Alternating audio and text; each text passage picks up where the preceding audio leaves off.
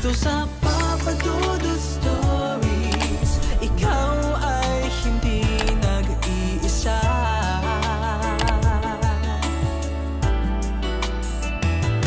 Dito sa Papa Dudut Stories, may nagmamahal sa'yo. Papa Dudut Stories. Papa Dudut Papa Dudut. Sa lahat po ng mga nakatutok ngayon, huwag pong kalimutan mag-like, mag-share at mag-subscribe. Maraming salamat po sa inyong lahat.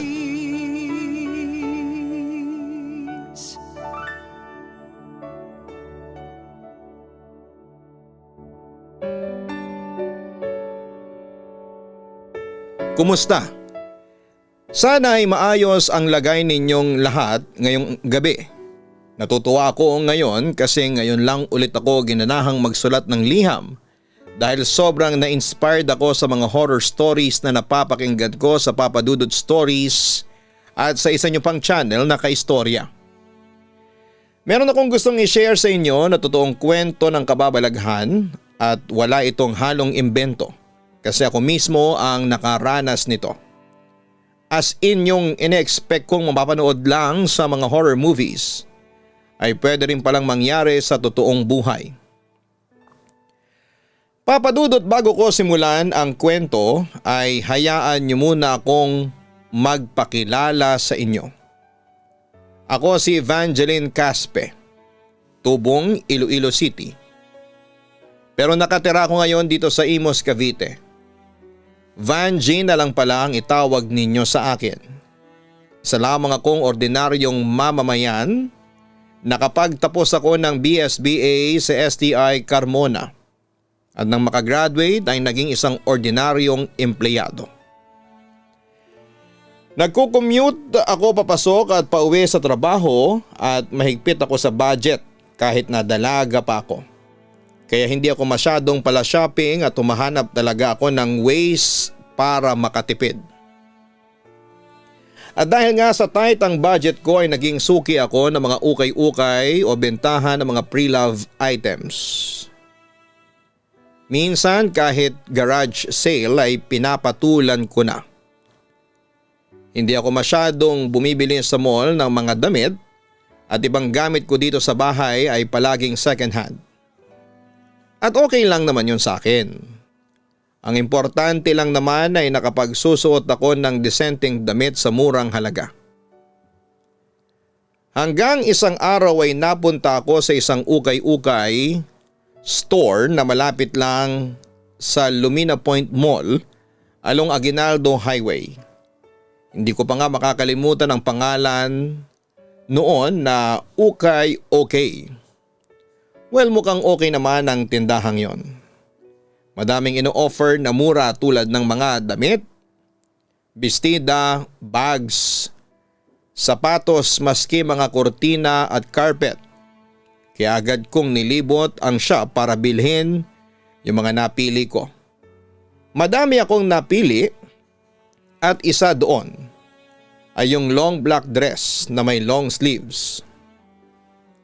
Papa Dudut, nung nakauwi na ako sa bahay, sinukat ko kaagad yung mga nabili ko. Inuli ko yung black dress. Habang suot ko ito at nakatingin sa salamin ay bigla akong nakaramdam ng kilabot. Hindi ko po maipaliwanag pero parang may mali. Tumindig ang mga balahibo ko. Lalo na noong makita ko yung pusa ko na nakatago sa ilalim ng sofa. Tahimik lamang siya. Pero halata mong natatakot. Nakatingin lamang ito sa akin na parang may ibang nakikita. Agad kong hinubad yung dress. Sinabi ko sa sarili ko na baka nagkataon lang. Fast forward. Pauwi ako ng Iloilo para sa death anniversary ng lola ko. Naisipan kong dalhin yung black dress para ipa-alter sa mananahi dahil may kahabaan ito.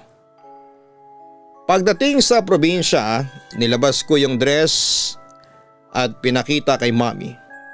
Matapos namin pag-usapan kung saan ipapaputol ay nilapag ko ito sa butaka sa sala. Luma na yung butaka. Anyway, sa hindi nakakaalam sa butaka, isa yung lazy chair na Pinoy version. Kilala ito sa mahabang armrest na pwedeng gawing pahingahan ng paa at binti. So yun na nga, Papa Dudut. Pagkatapos kong mailapag ang itim na damit na yon sa butaka ay lumabas ako saglit ng bahay. Pagpasok ko ay tahimik ang sala. Nakayuko lang ako habang naglalakad. Pero napansin ko ang aninong gumagalaw. Napatingin ako sa sahig. May nakita ko mga binti, payat at halos butot balat na kalabit mula sa butaka. Napahinto ako. Napatingala ako. Doon ko nga pala nilagay yung dress. Wala namang tao sa bahay pero parang may nakaupo doon. Nanlamig ako, Papa Dudut, hindi yon multo ng lola ko, mataba ang lola ko. Hindi na ako nag-isip pa. Kinuha ko yung dress, ginupit ito ng pira-piraso at itinapon. Nagtaka pa nga ang mama ko noon kung bakit ko sinira yung itim na damit. At ikinuwento ko nga sa kanya ang nakita ko. At dahil matatakotin si mama ay agad siyang nagpatawag noon ng mga kamag-anak namin para magnovena at para mawala yung espiritong dala ng itim na damit na dinala ko sa bahay. Pero sa kabila noon ay hindi pa rin ako huminto noon sa pagbili ng mga pre-love items sa mga ukay-ukay store. Paano ba naman kasi ang daming mga ukay-ukay store sa Imus? At saka iniisip ko noon na baka hindi naman talaga ako nakakita ng multo at namamalik mata lamang ako. Kaya yon, patuloy akong naging suki ng mga ukay-ukay. Binalikan ko yung ukay-ukay sa tansa noong sumahod ako. As expected ay marami akong napiling damit at sapatos. Naisip ko rin bumili noon ng second hand na kurtina. Napili ko yung pula at mukhang bago na kurtina. At pag uwi ko sa bahay ay agad kong isinabit yon sa bintana ng kwarto ko. Pero Papa Dudut, noong gabi ding yon ay may naranasan akong kababalaghan sa kwarto ko. Nung una ay hindi ako makatulog kasi kinikilabutan talaga ako. Maski yung pusang alaga ko ay panayang his doon sa bintanang sinabitan ko ng kortina. Hindi ko alam kung bakit kaya binaliwala ko na lamang yon. Sinubukan kong matulog kahit nahihirapan ako. Mamayang kaunti ay may naramdaman ako, Papa Dudut. May kamay na humahaplos sa buhok ko. Nung una akala ko ay pusa pero kinilabutan ako ng mapagtanto kong kamay yon ng tao. Pero imposibleng kamay yon ng buhay na tao kasi ako lamang ang mag-isa sa bahay at tanging alaga kong pusa ang kasakasama ko lalo na sa kwarto. Natakot ako noon, Papa Dudut, kaya hindi ako dumilat at nagpretend akong natutulog pero dinig na dinig ko yung mga paghis ng alaga kong pusa. Hindi tumigil ang kamay sa paghaplos sa akin. Yung paghaplos ng mga buhok sa mukha ko, yung pagtagilid ko sa higaan, yung bahagyang pagsampal ko sa magkabila kong pisngi, yung dahan-dahang pagdilat ng mga mata ko at yung pagkakita ko sa mukha ng isang babae na nakatapat mismo sa mukha ko. Gusto kong sumigaw noon at bumangon pero biglang nawalan ako ng boses at hindi ko na maigalaw ang buong katawan ko. Naka-experience po ako ng sleep paralysis. Pero inisip ko na lamang na binabangungot ako. Kaya kahit na takot ako sa itsura nung babaeng kaharap ko ay pinilit kong gisingin ang sarili ko. Nagdasal ako at sa awa ng Diyos ay nagising naman ako noon. Sa aking pagdilat nakita ko ang liwanag ng buwan. Walang babae na nakatapat sa mukha ko, saglit akong natulala at saka ko palang kinapa ang kinakaroonan ng cellphone ko. Time check 3:33 AM. Nang mga sumunod na gabi bumalik na ako sa loft bed ko para matulog. Mga 3 metro lang ang layo nito mula sa kurtina.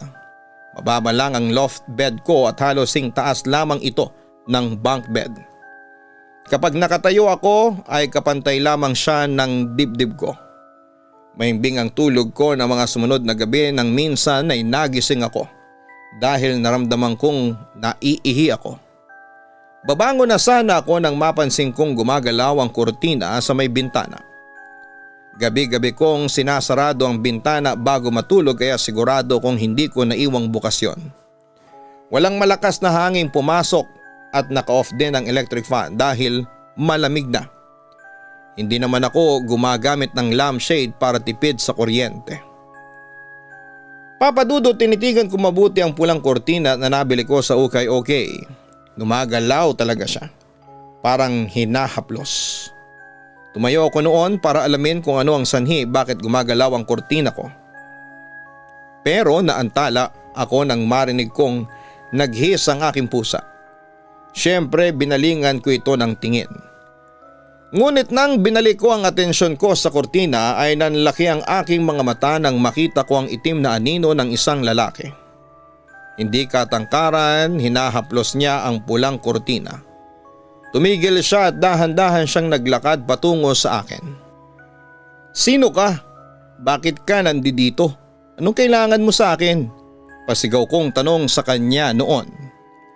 Pero ang nakapagtataka ay walang lumalabas sa bibig ko tapos ay hindi ko na naman maigalaw ang buong katawan ko.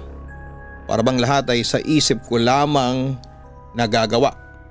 Parang naninigas na ang buo kong katawan habang nakatayo ako noon at papalapit naman siya sa akin. Inulit ko ulit ang mga tanong ko pero wala pa rin lumalabas na boses mula sa bibig ko. 1 o 2 dangkal na lamang ang layo niya sa akin. Nang sumigaw ako ng umalis ka, na ubod ng lakas. Sa aking pagsigaw na yon ay nagising ako. Tahimik ang paligid, para kong pagod na pagod, nagka-sleep paralysis ulit ako. Naisip kong kunin ang cellphone ko subalit ang 2 kong kamay ay naiipit sa pagitan ng aking mga hita. Nakatagilid ang posisyon ko paharap sa bintana. Nasa bandang tuhod ko lang ang cellphone ko at kinuha ko ito at binuksan. Time check, 3:30 AM.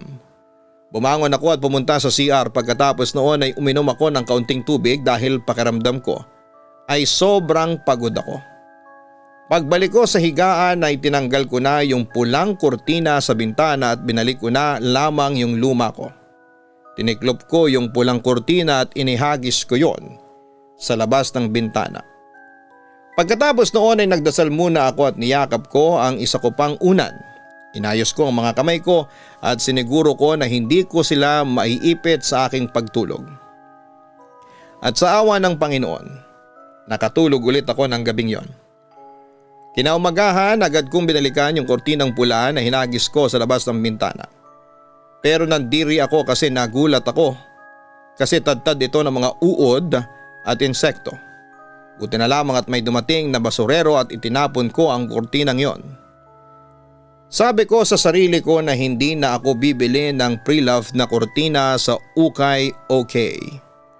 Ganon pa man ay hindi pa rin ako natigil sa pagbili ng mga pre-love items sa ukay-ukay dahil yun lang ang kaya ng budget ko. Samantala nagka-event ang office namin para sa Valentine's Day celebration at required kaming lahat na magdamit ng color-coded na damit every Friday. Yung color coding ay depende sa civil status mo. Pag red shirt meaning taken ka na, black bitter, gray broken-hearted, pink umaasa, blue ay na friend zone, yellow kapag single ka pero ready to mingle, pag green naman ay no boyfriend o girlfriend since birth, violet is it's complicated, orange para sa mga taong moving on, at puti naman para naman sa mga killjoy. Since no boyfriend since birth ako at alam yon ng mga kasamahan ko, so inaasahan nila akong magsusuot ng green na damit. Ang kaso Papa Dudut ay wala akong ganong kulay na damit, so nag-decide ako na magtingin sa ukayan doon pa rin sa ukay-okay. After ng work ko ay dumiretso ako sa ukay-okay para bumili ng green na damit. Mas mura kasi at magaganda talaga ang ukay nila. Nung una ay wala naman akong mahanap hanggang sa madako ako sa long sleeve section kung saan ay nakasabit yung green na long sleeve. Nagandahan ako, unang tingin pa lamang ay tsinek ko na. Baka may sira pero wala kaya binili ko kaagad. Pagka-uwi sa bahay, nilaban at pinatuyo ko sa fan dahil susuotin ko nga kinabukasan. Gabi na din noon, mga bandang 10 PM ay nag-decide na akong matulog at dito nagsimula yung creepy na pangyayari. Pagkahiga ko ay nakatulog ako pero gising ang diwa ko na siyang kinataka ko. Nananaginip ako tungkol sa dalawang magkasintahan. Hindi ko maaninag ng ayos ang mga mukha nila, lalo yung babae, pero kita ko ang kalahati ng mukha ng lalaki. Nakangiti siya at ramdam ko ang saya nila. Nakatitig lang ako hanggang napansin ko na suot ng lalaki yung green na long sleeve na nabili ko. Ang gulat ko talaga sa panaginip tapos ay biglang nagbago yung lugar. Yung lalaki pala ay ikakasal sa iba. Hinabol niya yung babae para magpaliwanag pero malabo na yung panaginip ko at hindi ko na alam ang sumunod. Gusto ko nang gumising pero sinasabi ng utak ko na huwag muna kaya hindi na muna ako gumising. Na-stuck ako sa scene na hinahabol niya yung babae. Hanggang sa napalitan ko yung babae or more likely na naging ako yung babae. Umiiyak kaming dalawa at doon ko nakita na malinaw na suot pala naming dalawa yung green na long sleeve. Iyak nang iyak yung lalaki at paulit-ulit niyang sinasabi na mahal niya ako. At babalikan niya ako tapos ay hinalikan niya ako sa noo at doon ako nagising na basang-basa ng luha ang mukha. Napatingin ako sa green long sleeve na pinatuyo ko. Bumigat ang damdamin ko at para bang gusto ko ulit umiyak. Hindi ko na naaalala yung pangalan nila pero naaalala ko pa rin yung mukha ng lalaki. At sa tuwing nakikita ko yung green na long sleeve ay nalulungkot ako. Lalo na noong sinuot ko siya sa trabaho. In fairness, marami ang nagandahan sa damit kong suot na yon pero hindi ko talaga pansin kasi parang ang dilim-dilim ng mundo ko. Kaya isang beses ko lang siyang sinuot tapos ay tinago ko na. At nakahalata na rin ako noon na halos lahat ng nabibili kong pre-love items sa ukay-okay ay may sanib o may kababalaghang bumabalot. Kaya umiwas na akong bumili pa doon. Lumipat ako sa isang ukay-ukay store sa Nuevo Avenue at masasabi kong magagandang items ang nabili ko noon. Plus wala na akong experience na kababalaghan noon. Mabait pa ang mga tindera doon. Samantala, muli akong bumalik ng Iloilo para mag-spend ng Holy Week noon. At dahil maaga kong nakuha noon ang sweldo ko, pumunta ako sa ukay-ukay store na nakita ko sa Iloilo upang bumili na naman ng kinakaadikan kong mga damit gaya ng crop top, shirts, pants, and etc. May nakapukaw sa aking pansin ng black t-shirt with samurai printed drawing. Nagandahan ako at ang sabi ni Manang ay new arrival daw ang mga yon. So ako naman na aligaga ay binili ko siya ng 50 pesos kahit 100 pesos binibenta ni Manang. Siyempre kapag ganyan ay hindi mo na tatanungin kung saan galing ang mga damit na yan. Excited ko siyang suotin at dali-dali kong ibinabad ang damit. Dumating si Mama at nakita niya ang damit na nabili ko. "Oh, bumili ka na naman ng ukay?" tanong pa ni Mama. Ngumiti ako. "Oo ma, mura lang yan." "Ay nako, dapat ibabad mo muna sa may asin," suhestyon niya sa akin. "Bakit kailangan po yun?" nagtatakang tanong ko sa aking ina. "Malay mo galing sa patay pala yan, dapat i-cleansing mo muna bago suotin. Baka may bad omen na nakatira dyan," payo niya sa akin. Natawa naman ako. "Naniniwala na naman kayo sa mga bad omen na yan? Naku ma, 2024 na ngayon," sabi ko pa sa kanya. Hindi ko na pinakinggan si Mama at ang sabi niya ay bahala na raw ako. Iniisip ko kung ano ang kinalaman ng asin, basta ako nagandahan ako sa damit na yan, nilaban ko at nasuot ko na. Kinagabihan habang natutulog ako, parang may nakadagan sa dibdib ko at parang hindi ako makahinga.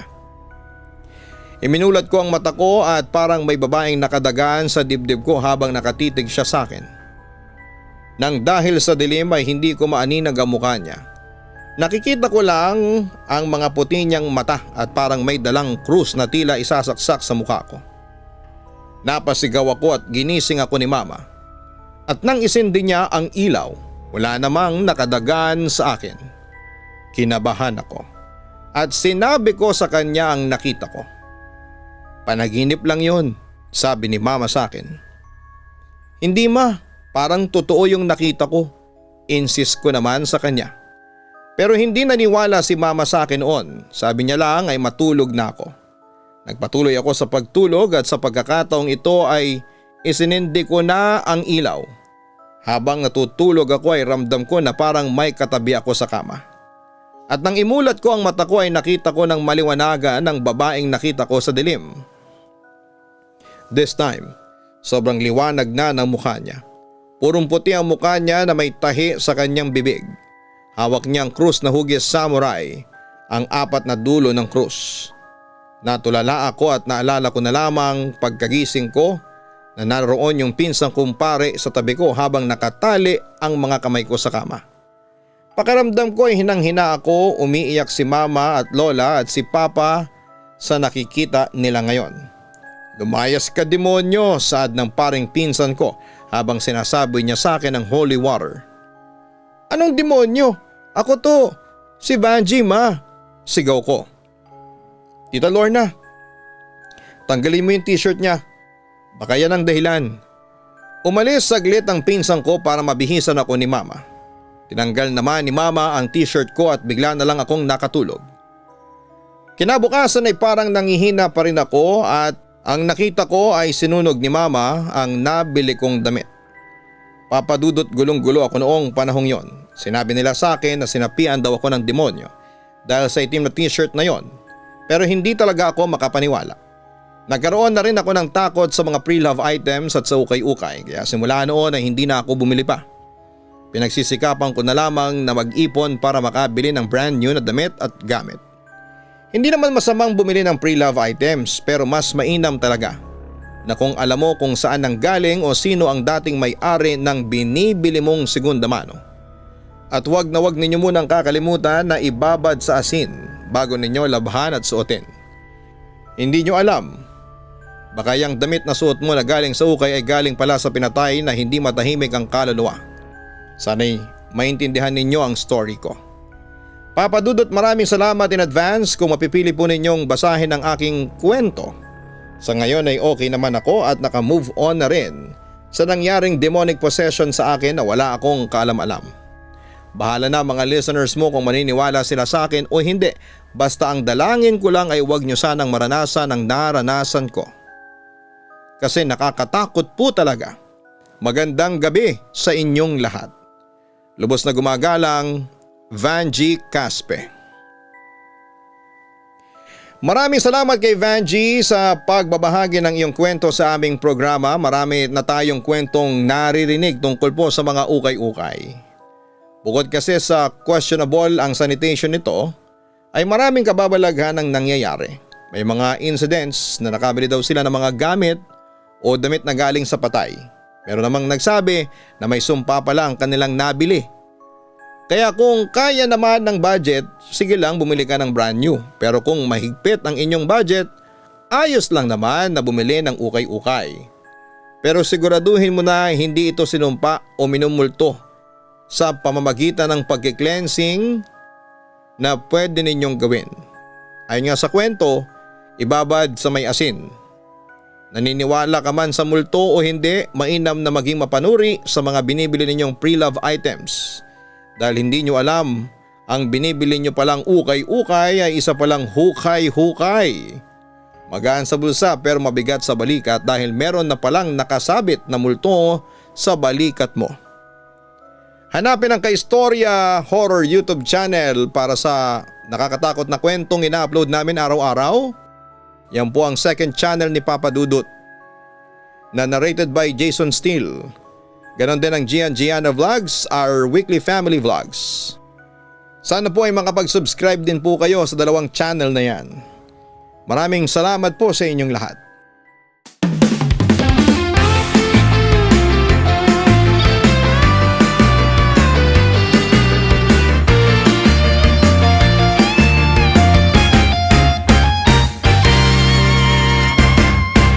Hanap mo ba'y manok na masarap? Lechon manok na lagi niyong babalik-balikan. Let's go na magpatumpik-tumpik pa. Siguradong enjoy lahat sa kapagkainan.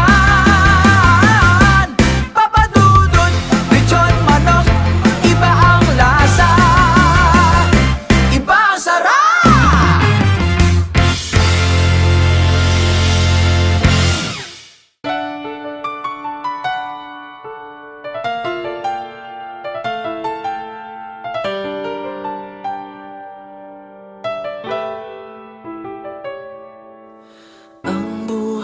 ay mahiwaga, laging may lungkot at saya. Sa Papa Dudut Stories, laging may karamay ka.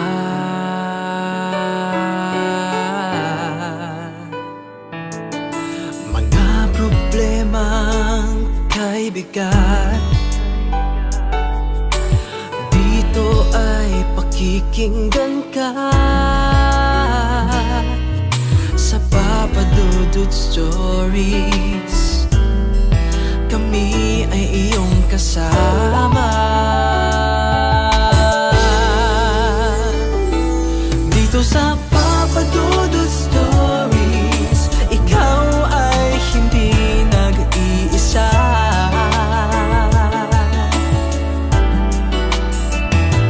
Dito sa Papa Dudut Stories, may nagmamahal sa'yo.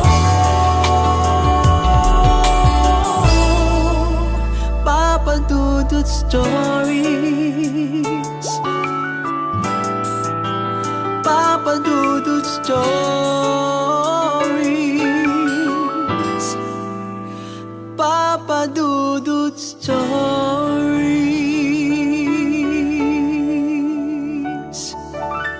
Hello mga ka-online, ako po ang inyong si Papa Dudut. Huwag kalimutan na mag-like, mag-share at mag-subscribe. Pindutin ang notification bell para mas maraming video ang mapanood ninyo. Maraming salamat po sa inyong walang sawang pagtitiwala.